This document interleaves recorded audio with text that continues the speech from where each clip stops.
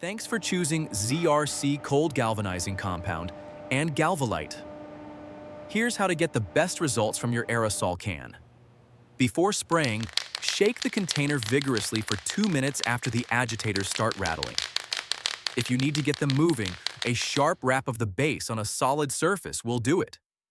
Brush off all loose rust and paint. Make sure the surface is free of oil and grease with a solvent wipe.